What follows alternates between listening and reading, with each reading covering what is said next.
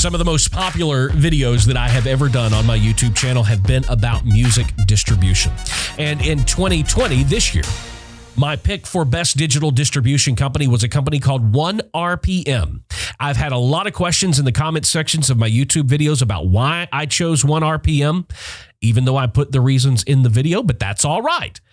Leave a comment, and I always try to answer. I always tell you I try to get back with you. But this is a huge topic among new artists, songwriters, and producers. So today's guest is my friend, General Manager of ONErpm, Ken Matson. We're going to talk about their service. We're going to talk about the company and what sets ONErpm aside and apart from every other digital distribution company out there. So it is my pleasure to have my friend Ken Matson on today's episode of the Steve Freeman Podcast. You're listening to the Steve Freeman Podcast, the real, raw truth about the pursuit of success in music, business, and life. Here's your host, hit songwriter, multi-platinum selling producer, and serial entrepreneur, Steve Freeman. On today's episode of the Steve Freeman Podcast, my pleasure to bring in my buddy, my friend, also happens to be the general manager of ONErpm, the digital music distributor right here in Nashville. We're going to talk about some awesome stuff. I know everybody's got questions. I've got questions of my own. I'm going to ask those questions, and I'm going to ask your questions as well. So it is my pleasure to bring in my buddy, Ken Matson. Ken, how's it going, my man? Thanks, buddy. It's doing, everything's great. I'm doing very well. How are you doing with the whole COVID-19 social distancing? How's that affecting you with work every day? It has been, well, obviously there have been huge changes to everyone's lives. And I think not being in a work environment is probably the most difficult thing for me, just because I love interacting with people. I love bouncing ideas off people. Right. But for the most part, from the business side of things, because everything's so digital these days, it's been a pretty seamless transition. It's been good. Well, that's awesome. Well, you and I first talked to you a while back about having you on because, I've very well documented my experience with music distributors in the past. And when I found out that you were now over at ONErpm, just to give everybody a little bit of background, you came to ONErpm, but what you've done for the last 10, 12 years that I've known you is you've been a manager, an artist manager. Give us a little bit of your background, some of the artists that you've worked with, and that transition from going from day-to-day hands-on artist management with major label artists, independent artists, the whole gamut there, into now working with RPM and how that helps you do your job effectively for the artists that distribute their music through ONErpm. Sure. I'll give you a little bit of background. I started my career after graduating college in Los Angeles, worked with a variety of different companies there, started out just answering phones and stuff from the fridge. For a production company, I wanted to work in television and film. And from there, kind of learned that I wanted to work in artist representation. So I worked for a company called Parallel Entertainment. And they had all the blue collar comedians. It's owned by J.P. Williams. They had Larry the Cable Guy, Jeff Foxworthy, Bill Engvall, Ron White for a little bit. And that's where I really started my management career, and worked there and moved in 2008 to Nashville to pursue working in music with a guy named Cole Ford, which is actually how we met, Steve. We were working in the same building, and I was playing you some songs of Cole Ford songs, which were really unusual at the time. It was a blending of genres for country music. It was country rap. So, I've worked with Cole Ford, Larry the Cable Guy, Brantley Gilbert, Josh Grayson, Nappy Roots, Bizarre from D12. I've managed a lot of different careers. And 2 years ago, I started at ONErpm. I got the opportunity to work for Emmanuel Zunz, who owns ONErpm. And I really love the platform. I love the way that they were thinking about deals in this environment right now. Not this environment as far as COVID goes, but this environment as far as digital and streaming. And I just took the opportunity because I really, really liked what the company was doing. And I've been there 2 years.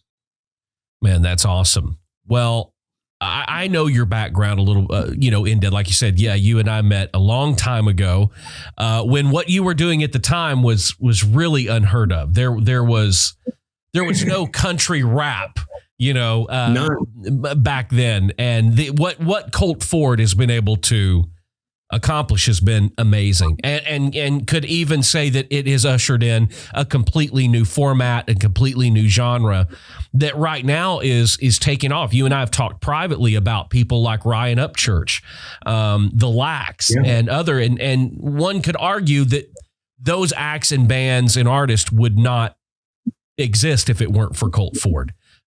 Being able to survive and be successful without a single spin at country radio or radio at all. I think that the big thing that Colt did was speed things up a little bit, because I think that the evolution to including sounds that weren't traditional country music sounds was inevitable in country music.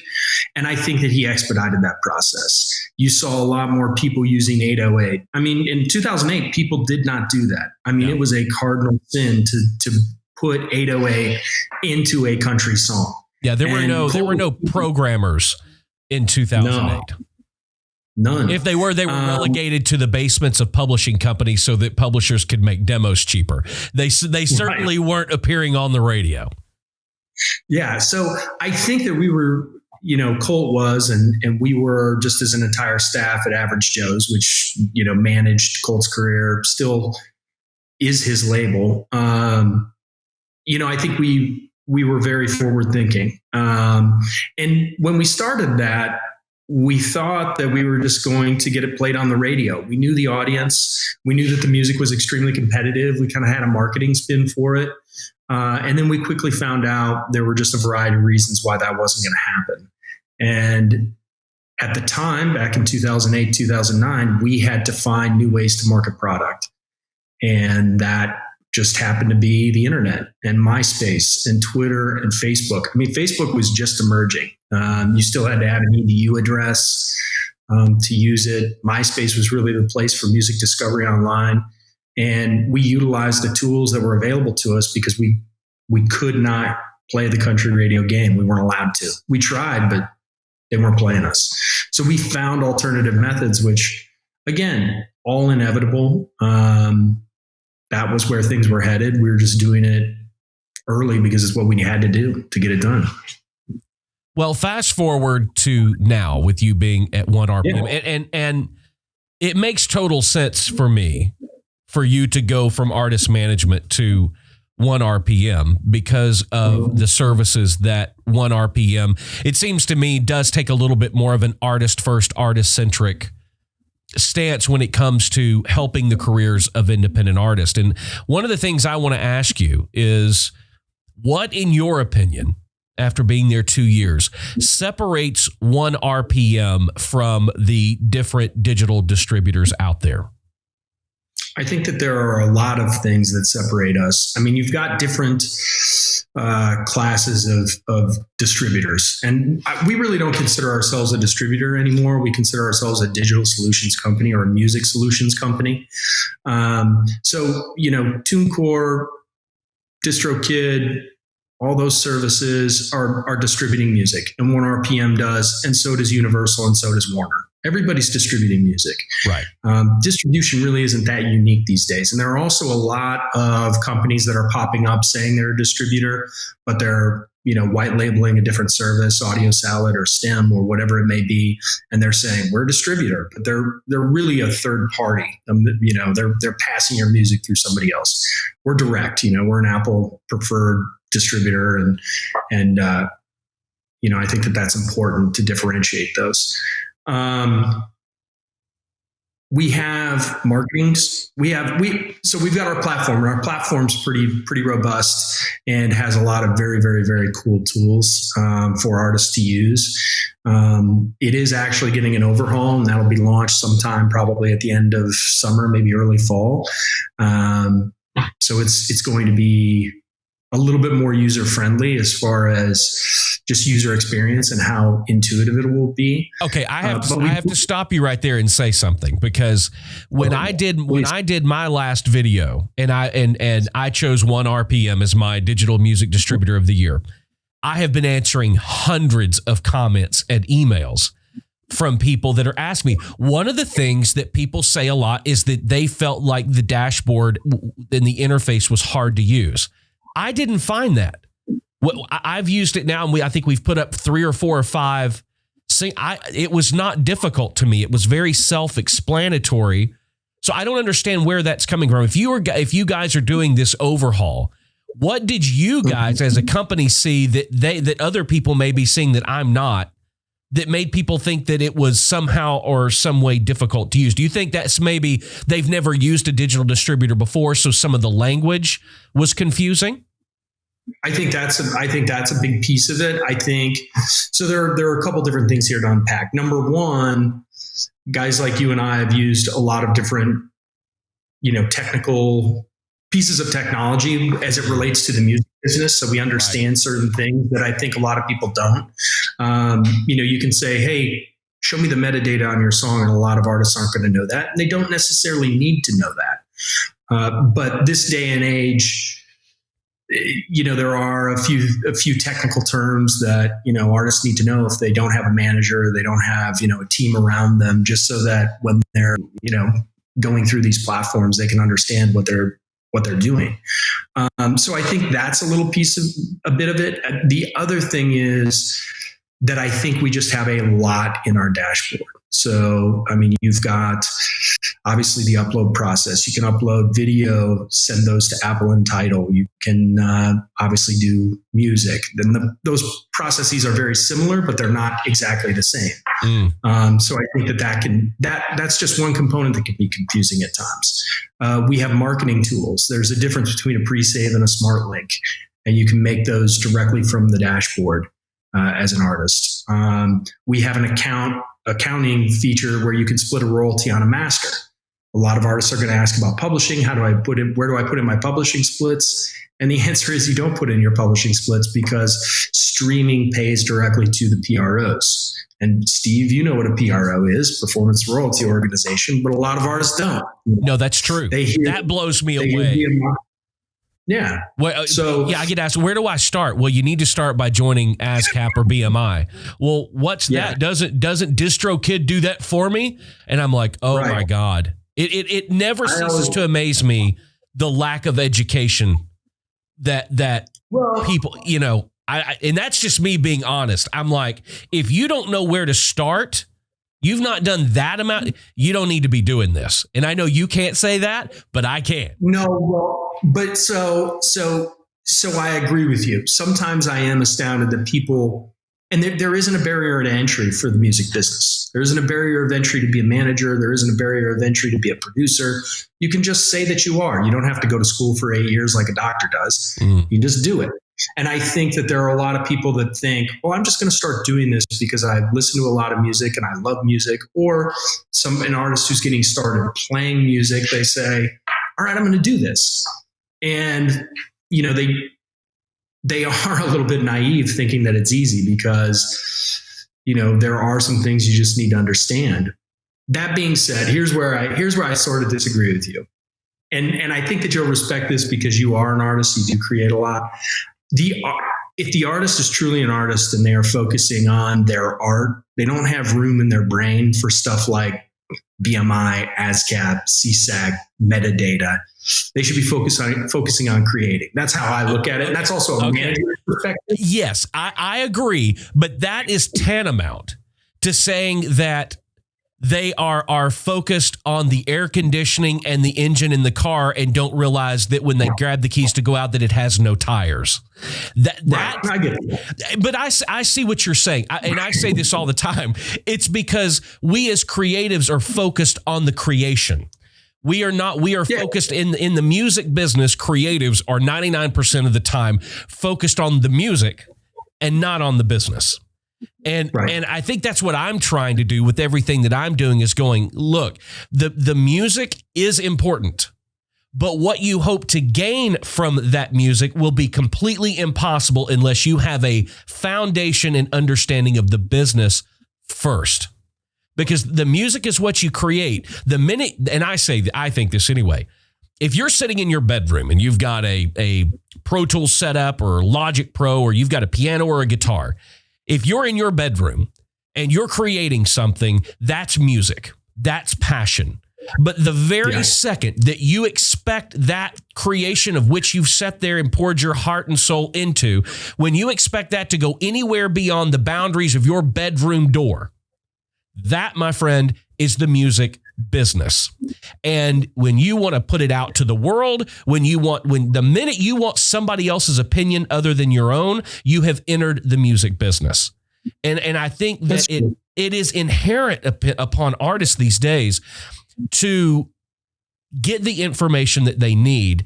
And I think that's one of the reason, and I'll interject this as well. I think that's one of the reasons why people hit me so much with the dashboard was hard to use, because of something that you just said. And I think it's when you go to ONErpm.com and you're an artist or you're a songwriter producer and you're thinking about distributing your music, I think unlike Ditto, piece of shit fucking company, unlike TuneCore, unlike CD Baby, unlike a lot of these other you are inundated with professional language, professional information, and places to enter things that these artists have never heard of because they are approaching it from a creative standpoint and not a business standpoint. You go to TuneCore, it's click here to upload your single, click here to upload your album cover, and click here for the stores you want to do. That's simple. That's a 2-year-old can upload on TuneCore. And tell me if I'm wrong, because I do not want to give people incorrect information. Because I didn't ask you before I just started replying to people. The thing that I've been saying as of late when I get the question is that ONErpm is not for everyone.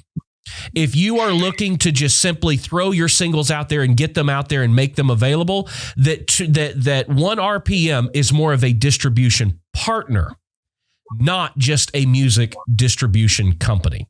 That's been what I'm saying lately. Yeah, I think that that's true in a certain sense. So ONErpm is unique in that we have a DIY business. So anyone can go to our website and sign up for an account and start distributing music. And then we have another piece of business, which is really where my focus is. Right. And that is, and my staff's focus is, and that's going out and finding artists that need a true partner. They're probably a little bit further on in their career than just opening up the bedroom door. Though, sometimes those artists are making waves, and,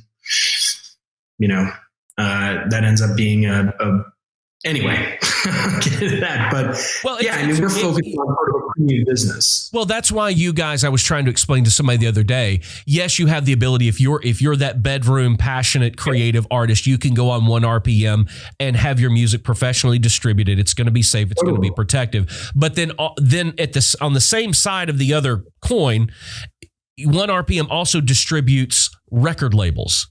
And has a completely separate thing and I'm not talking about record label in a fucking box. I'm talking about you guys represent legitimate, independent record labels that are selling hundreds of thousands of copies and millions of downloads and millions of streams. So there's two aspects, which I think is great, because that gives the ONErpm bedroom customer the opportunity and the chance to go beyond where they are right now, should they start seeing some success. Without a doubt. Absolutely. Yeah, I agree with you.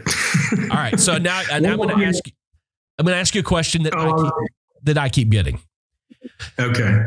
And I keep going back and forth. And I tell people all the time, you get what you pay for. So explain to me, why instead of charging $9.99 per year or so much, why does RPM have the model of charging 15% of the royalties in the sales instead of charging an upfront amount per single or per EP or per album per year? to have them and make them available on the digital streaming and sales platforms? I think that the main reason why is because we are a partner to our artists. When Emmanuel Zunz created the company, it was about empowering artists, and he wanted to be a partner. So the model that he came up with was a revenue split.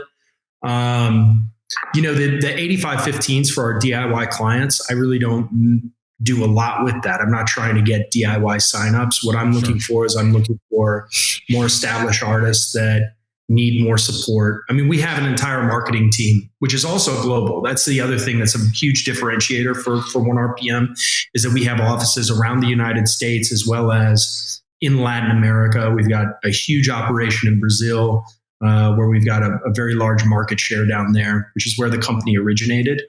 And a lot of times people think we're a Latin American company solely. I've gotten that a few times as well. Yeah. Which makes sense because we've just have such a large presence there. But we've got, over 30 employees in the United States based here, and we've got an office in Atlanta, New York. We've got a content capture studio in Brooklyn, the Nashville office here, Los Angeles, San Francisco. We've got a guy in Chicago. And then over in Europe, we've got Madrid, Spain, Moscow, Russia. We just opened in Nigeria. So, I mean, we've got a true global footprint, and we've done, true global releases. I understand that when people put their music up and it can go everywhere and it's available everywhere, it's technically a global release, but we're actively providing support in other markets for those releases. So, no, that's awesome. It's a very, very robust company when you start to dig into it. I want to ask you, because everything is, and I've said for years, and I think you agree with, we've talked about this in private before, but music, regardless of popular opinion, is a visual format, and it's becoming more so.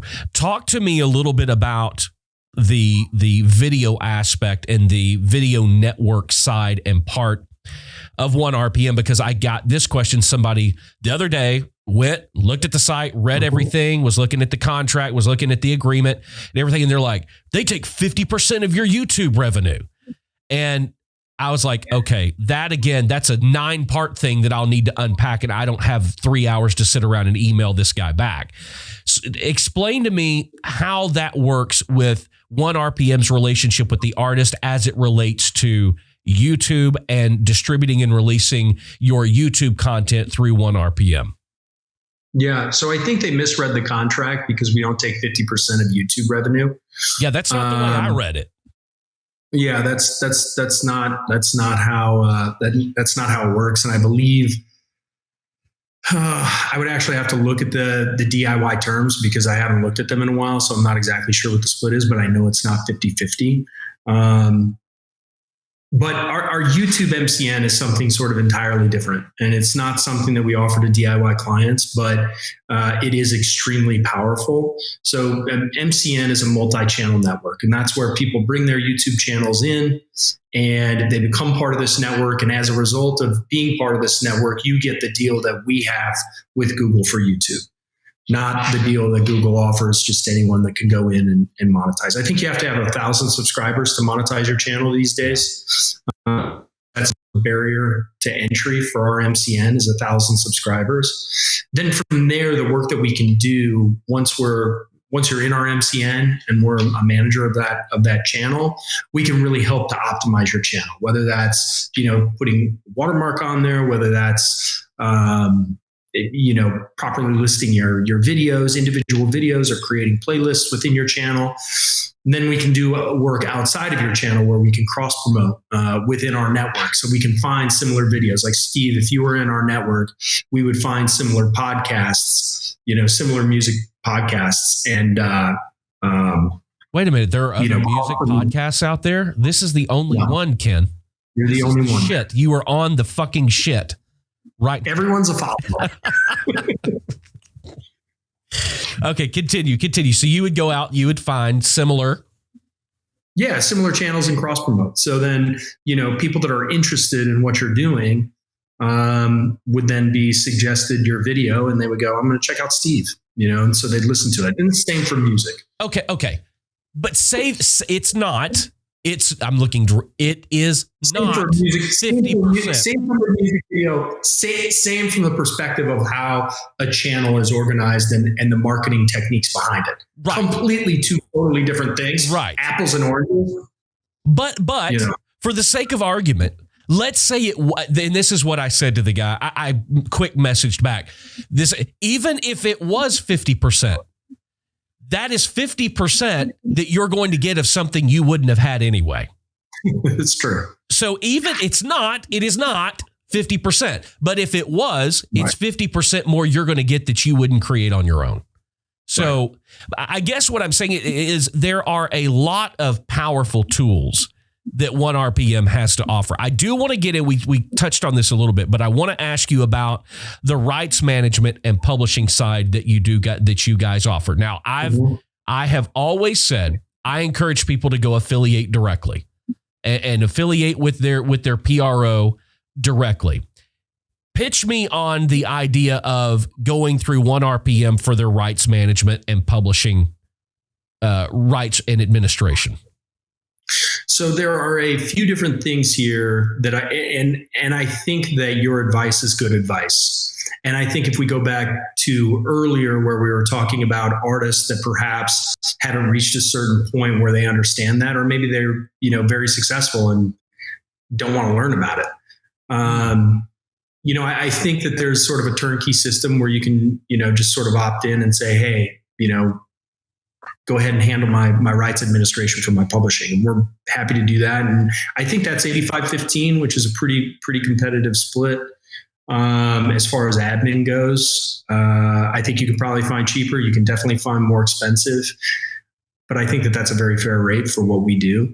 Rights management, I think there's just a lot to unbundle.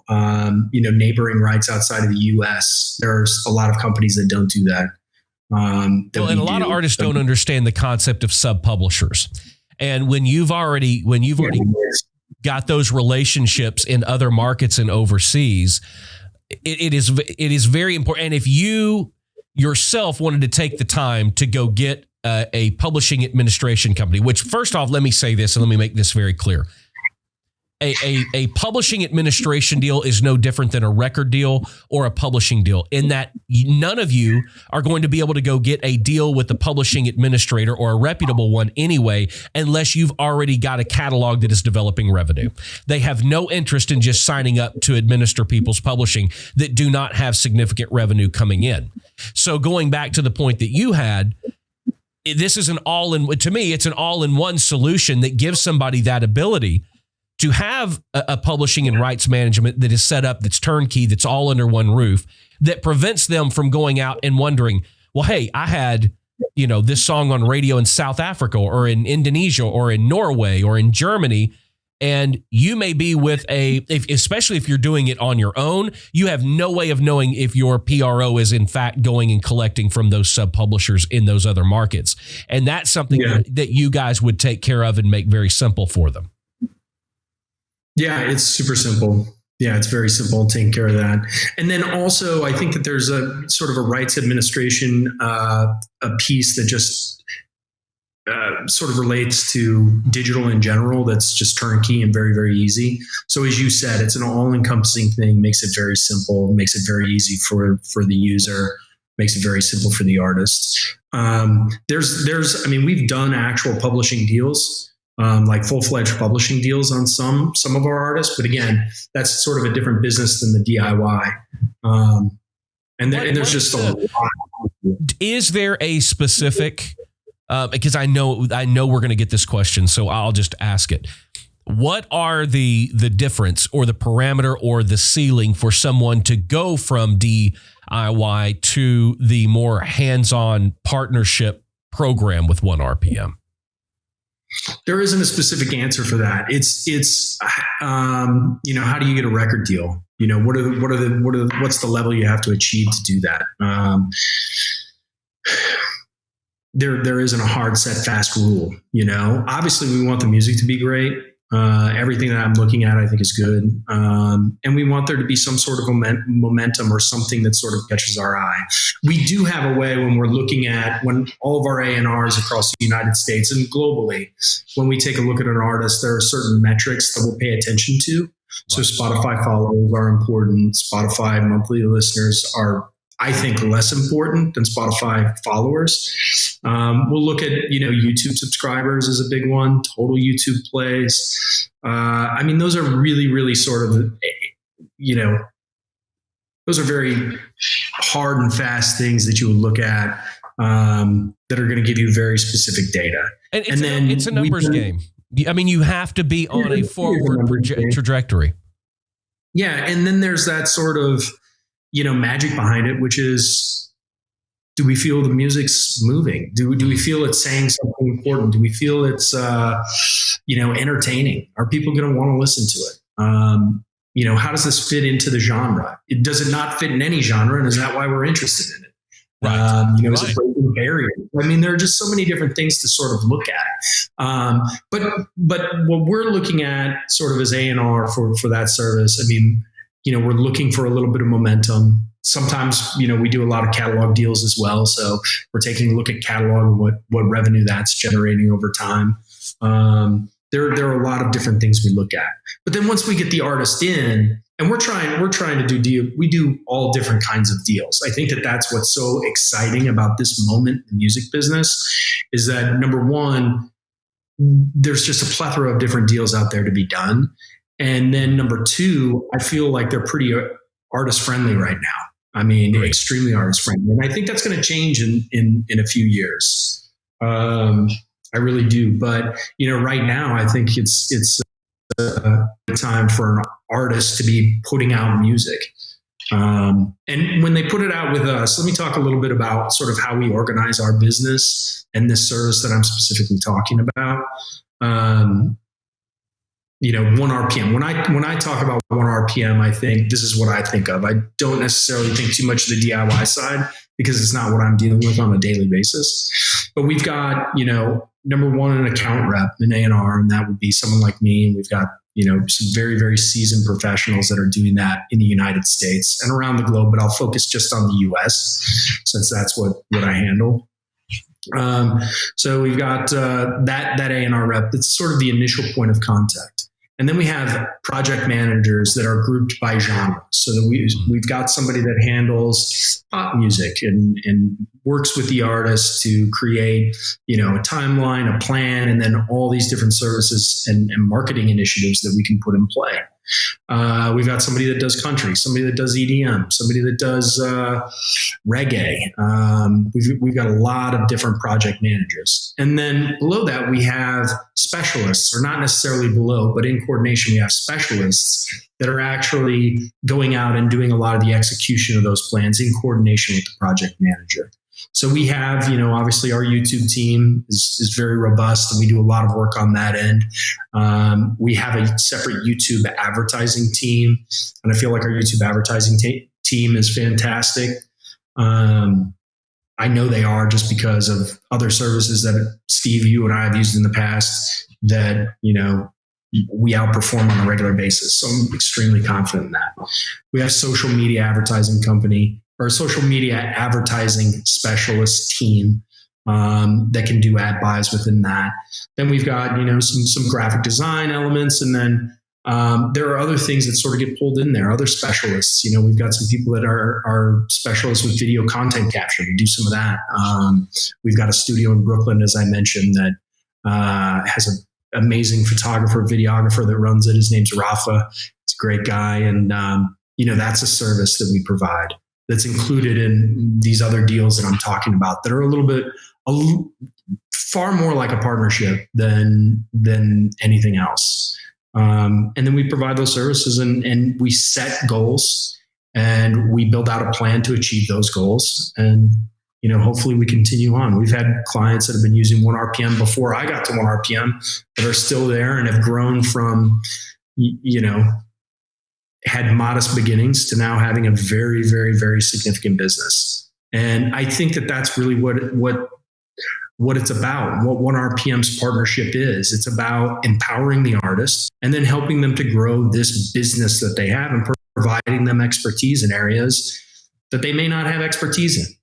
And also, for artists that have managers, working in coordination with those managers, a lot of times we'll be providing value to that manager. And DSP pitching is another team that we have, and it's obviously a very, very important thing.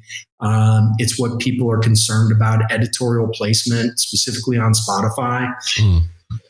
Which we could talk about for days. You and I could talk about that literally for days. we have talked about that for days. Yeah. But the in a nutshell, here's what I think about editorial and DSP pitching and editorial placement.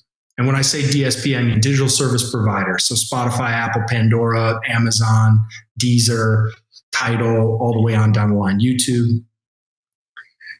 All of these services have editorial playlists, which is playlists that they curate, and by design, they end up promoting those. They end up forcing those into people's feeds. So they get a disproportionate amount of streams. It's great when you get editorial, but getting editorial is not a plan. That is not a plan to release music. You can't say, okay, we're going to put this thing out and then we're going to get this editorial placement and it'll be off to the races. If you don't have the rest of the support below it to take advantage of that editorial placement and to grow that audience, it's not going to make nearly the impact you think it's going to. Now, don't get me wrong. I always want editorial placement. I always want it, but I don't build plans around it.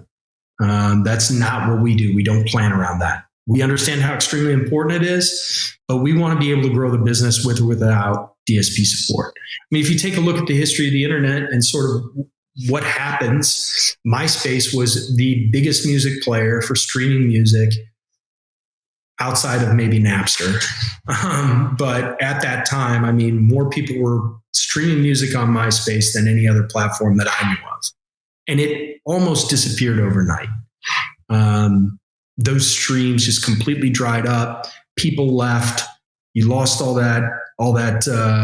you lost that direct connection with the fan. And if you hadn't been taking advantage of MySpace and driving people to your website and collecting their information in another way, you lost that user and they had to go find you on another platform.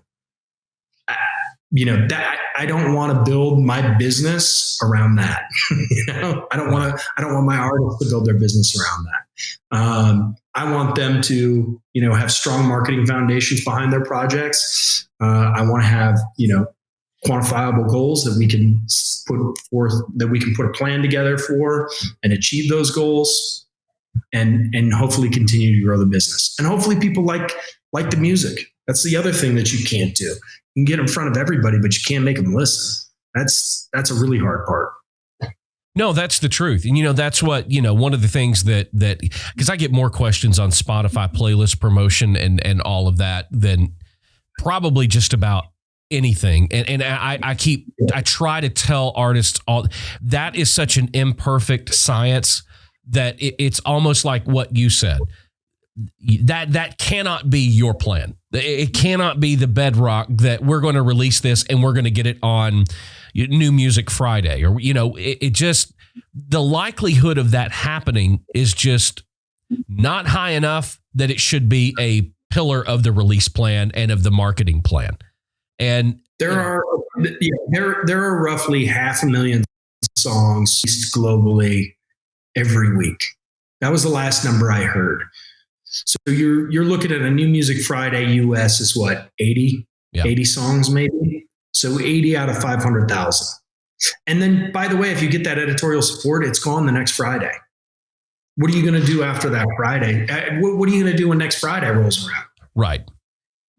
Hopefully people have listened to it. Hopefully you've gotten a bunch of streams. Hopefully you sort of graduate to another list. But if not, how did you take advantage of that New Music Friday? What have you done? That's where I think that there's a big disconnect with editorial, and the artist thinking that it's a magic button. And look, I get caught up in it too because I want it. I want to see New Music Fridays. You look at it and you go, it's validation. It's validation in a lot of ways, but it's not Can you talk a little bit about, because I know, again, you and I have discussed this privately, and we know why, but I get more emails, messages, DMs on Instagram of people because they watched my whole thing about Ditto, talking about, now I'm hearing every day from people that are with other digital distributors. I have never had one from ONErpm. Talk about content ID and content tagging has resulted in other music distributors removing their content from Spotify. Now, you and I have talked about the whole illegal streaming thing, and I tell artists do not buy spins. It doesn't help you. It doesn't. My whole example is, if you're an artist out there and you're paying bots to stream your single, or you're paying for spins or anything like that, when your business hopefully takes the next evolution and you show up at a venue in a market somewhere to play, and that venue owner has booked you because you've been able to document and show them that you've got 200,000 monthly listeners, this venue owner's thinking, well, shit, somebody's going to show up. They're going to show up to see this person. You show up and it's an empty fucking dance floor. There is nobody there because you've bought those streams, and it doesn't translate into the real world. So, But I've been getting lately that there are people that are uploading their music and it's being tagged by the content ID system, and somebody else is putting in a claim for that and having it removed. Talk to me a little bit about that process of people having their things removed and why Spotify takes the stance that they do. It seems to be you're guilty before proven innocent, and they pull this stuff down and try to help me and everybody else understand that process a little bit. Well, I don't know. I don't know those specific instances, but it's extremely rare that Spotify is going to pull something down. When it's on so, I mean, there's a couple different things that could be happening. The most likely is that they have used a sample and that they are not the owner of that song. And so when they put it up, they get it taken down because there's a copyright infringement. It's not necessarily content ID. Content ID is a tool on YouTube used to identify musical compositions. People sort of use that as a blanket statement of a computer identifying some sort of audio fingerprint and recognizing that and creating, a copyright infringement claim that then is hopefully taken a look at by a human and resolved appropriately. Hopefully it's correctly resolved. But my guess is that they're using either a licensed beat that they don't own. They're using content that they do not own. And that's why that's happening to them. Which I will also say is very difficult to make the different platforms aware, even when you've gone and done it properly and received the licensing. That to me, there is a need for something like that, because on YouTube, nowhere on any of the platforms is there a place when you are uploading something to go, I went to Harry Fox, I went to Songfile, I went to this place, I have properly licensed and paid for the royalties and the mechanical or compulsory licenses, especially when it comes to cover songs. I have the ability to do this, and there's no place to upload that. So these artists go and they upload their cover video or the video, their original song that they did sample a beat from, that they have the rights to use and paid for it. They do all this, they start their marketing, everything goes up, it's running, and then all the platforms pull it down because either content ID or whatever, a copyright. And then you have to go through the investigation process, and then everybody goes, oh, we'll release the claim. Yeah, we see where you applied for the license and paid for it. And then it's almost too late, because then you're starting all over again. Is there anything with that you guys have worked on or been a part of, or as even the greater part of being a musical distribution and partnership company in this space? Is that even a conversation that's going on that, like, look, we as a collective, we need to have a simple, streamlined process for people, because covers are king right now. That's how artists get discovered now. But is a discussion going on of, is there some sort of a system that we can come up with that these artists can upload their license along with the video content or with the audio content to let them know on the front end while they're doing their iTunes. What is it? iTunes is 2 or 3 day review. Spotify's a 5-day review. When they're looking at these projects, oh, he does or she does or they do have the license to do this, so that there is no pulling down of the content at a later date. I don't have so there is not that conversation happening within ONErpm specifically for covers. And for the most part, Content ID works pretty well for what we do. And it protects our artists that we distribute very well. We do get claims. We get a lot of different claims. And we also make claims to protect our artists. We're on both sides. I mean, we're in the fight for sure. But when it specifically comes to covers, I mean,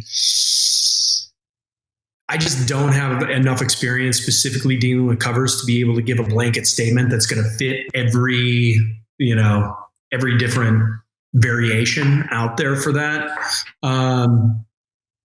So I don't have a great answer there. I just know that at ONErpm, we're going to fight really hard for our artist rights. So if there is a legitimate claim, if there is a license that's been, procured and everything's been handled correctly, then we'll send that over and say, hey, we've got, our artist has a right to distribute this. But on the DIY side, if there was a claim, it would it would take a while. It would take a while to get that undone, because these claims are created. Usually they're generated by computers with audio recognition of some kind. And then from there, a specific action is taken. If it's a song that's consistently getting flagged, and you could probably guess that the big artists are going to have a much higher rate of things getting flagged than, more lesser known artists. But if they're getting stuff that's constantly getting flagged,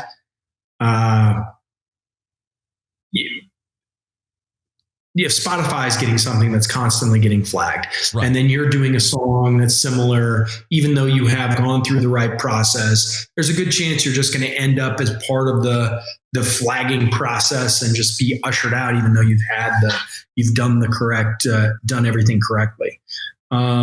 I think I like to think that if you do everything correctly, that you've got, if you do a cover, you've done it properly, you've gotten all the license, you've gone through all the license requirements, the cover shouldn't be taken down by Spotify.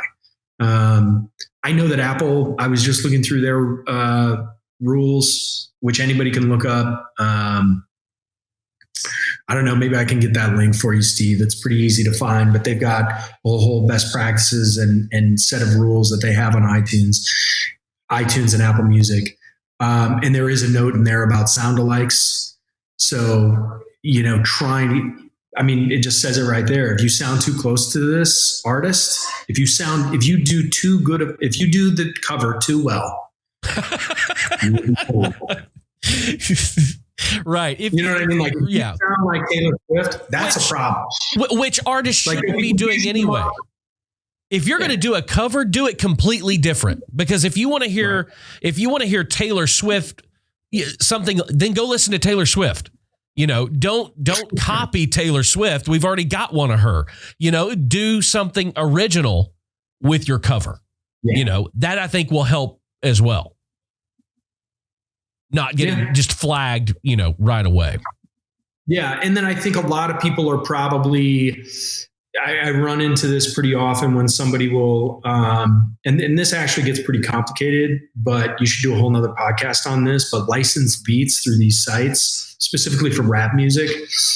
People will go and they'll license a beat and they'll run into, they don't own that, they license it. Right. And then they can run into some serious issues with different platforms and how they're monetizing. They can get claims generated pretty quickly if they're not doing it properly. I like to stay 100% away from licensed stuff. Like if somebody brings me a licensed beat, I tell them I don't want to put it out. I'm not interested because they don't own it. They're licensed. Not interested in it, but I like original stuff. It's going to create so much work on the back end if there is a problem. And there's going to be a problem. I've dealt with it too. Yeah. I've dealt with it. I mean, that's not to say that, I haven't put stuff out like that before, but I just let everybody know right ahead. Here's what your problems are going to be when you're doing this, and don't do it. I don't want to do any more of this. But every once in a while, I'll talk to an artist. I'll get a good vibe, and then I find out all their stuff's not theirs. I'm like, come on, man. Right. And then inevitably, it makes the distributor look bad when it's really the artist's fault. Yeah, well, I mean, it's not that big of a deal because, as I said, claims happen a lot. We obviously don't like to get claims, but we, have a team to resolve those claims. So when it happens, it comes up. I like to deal with original music, Steve. I'm sure you're kind of the same. Like you want, you want artists to collaborate together to create and put that out. It's not to say that, there isn't a time and a place for a licensed thing, but I'd rather somebody work directly with a producer and create something unique to them, instead of this thing that's out there in 100 different versions and the producer's done it so that they can use Content ID on YouTube to monetize their song in all these different places. That's really the game of the beat licensing world. But yeah, you're right though. It's a great topic, and maybe have you, maybe somebody else on as well to talk, because that is not a world I am 100% familiar with. It's just, I'm not 100% familiar with it either, but I know enough about it. Well, it is a real thing because you've got places like Splice now to where major producers are dragging and dropping beats and ending up in multi-week number ones for Demi Lovato and everybody else. And it's literally just dragging and dropping. Of course, I piss everybody off when I say this, which is why I say it every opportunity I can. And that is, I don't consider people who drag and drop beats as producers. To me, that makes you a computer programmer. If you're one of these people making the beat, totally different. But if you're one of these people that it's going on Fruity Loops and all these other fruity fucking places, and you're dragging and dropping, that you are not a music producer. Under any circumstances, you are a computer programmer at best. And I know Ken won't say anything. But that is my opinion, 100%. All right, do me a favor. Give me, so that I don't have to do it, and I can, if I need to, when I get questions, I can clip this little part right here, and I can send this to you. Give me the 3 reasons why somebody should use our ONErpm over one of the other digital distributors. Number 1 is our technology. I feel it's far superior. It is far superior. We give the artists a lot of different tools that they can access. Steve, you were also talking earlier about artists that may need to learn a little bit about the business. We have best practice documents that are actually linked in our on our website that are pretty robust. They're updated pretty consistently, so artists are going to have a lot of information available to them right there. We have a very, very powerful network on YouTube specifically that I think is a very, very valuable reason to join ONErpm. We get, I think, last month we got 8 billion plays on our YouTube MCN, so it's very significant. And we provide a lot of support in that area. And then I think the other thing that's extremely advantageous is that we're a global company, and we've got boots on the ground all over the world. And every single person that works at ONErpm is a music lover. They love music. They love working with artists. It's a career of passion. And so the people that work at ONErpm want to see artists succeed.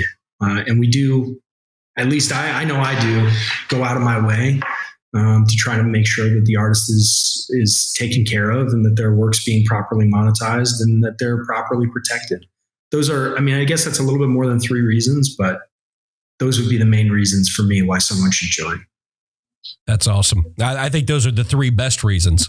So I don't know. There doesn't need to be a 4th, 5th, or 6th reason. That's cool, man. That's really awesome. Well, man, I appreciate you being here. I appreciate you taking the time. Everybody, if you want to distribute your music, you want to take your career seriously, one of the first steps is taking the distribution and release of your music seriously. And I highly encourage you to go to ONErpm.com, read all of the information, educate yourself before making a decision, and then make a decision. So go to ONErpm.com, take a look at everything they have to offer, and don't ever hesitate, as none of you ever do anyway, to reach out to me if you have any questions.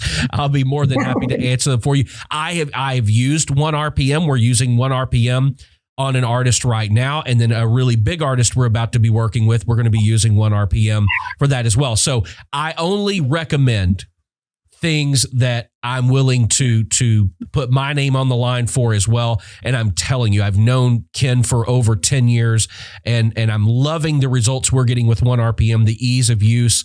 And so it's working really well for us. So I think it would work well for you. Ken, thank you for being here, and let's grab coffee or lunch soon.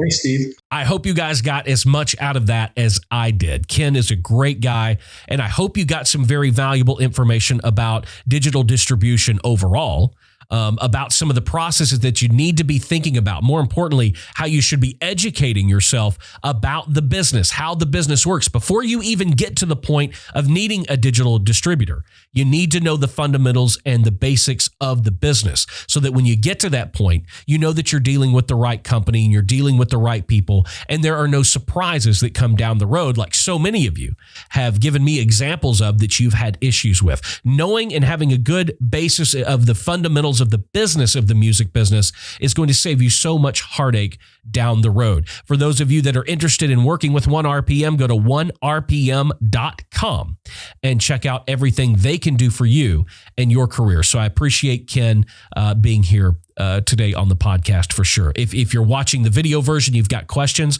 don't hesitate to leave a comment in the comment section below, and I'll make sure that we can get an answer for you, especially if it relates to ONErpm. I can get those answers from Ken and get them straight back to you. Thank you so much for joining me today for another episode of the Steve Freeman Podcast. Don't forget, if you are listening on Apple Podcasts or iTunes, leave us a 5-star rating and leave us a written review. I would really appreciate it if you did that. The show notes for everything we talked about today are at thestevefreeman.com. There's a link to ONErpm there. Plus, there's a link to the show sponsors, Performance Inspired Nutrition, as well as the Artist Development Academy. Guys, until the next episode, keep being creative, keep pressing the boundaries, and there's nothing wrong with being independent. See you in the next one. Thanks for joining us for the Steve Freeman Podcast. Be sure to subscribe and follow Steve on social media at the Steve Freeman.